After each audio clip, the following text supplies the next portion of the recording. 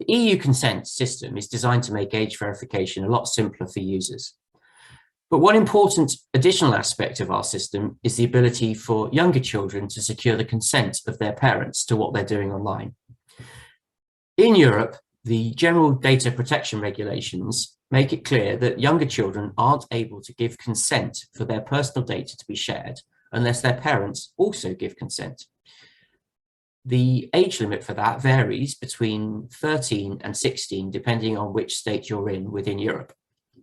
However, if you're under that age and you try to sign up to a website which wants to process your personal data, for example, a social media site, and it does so on the basis of securing the consent of the user, and I should say that's only one of the reasons why a website is allowed to process a child's data, or in fact any of our data. They can, for example, use legitimate interest or fulfilling a contract or a public interest. But if they're relying on you giving consent, then they will need to check that you are old enough to do so without your parents being involved. So where EU consent will step in is if a person trying to use one of those websites which is seeking to secure consent is not old enough to do so, then a parental consent provider will ask that child to put them in touch with their parent.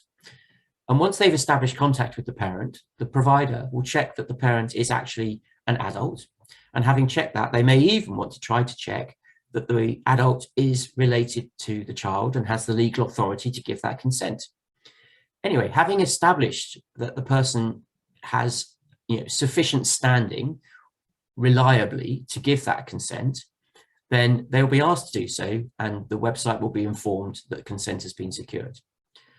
Now, the reason we're doing this through the EU consent network is so that when perhaps a week later the child wants to open another social media account, the new social media site will ask their parental consent provider, which may be a completely different organization, to conduct that check.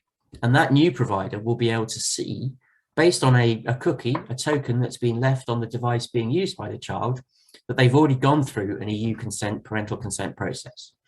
And on that basis, the new provider can contact the original provider, who of course already has made contact with the parents and has verified that they are able to give consent, and ask that original provider to help secure consent for the new social media site.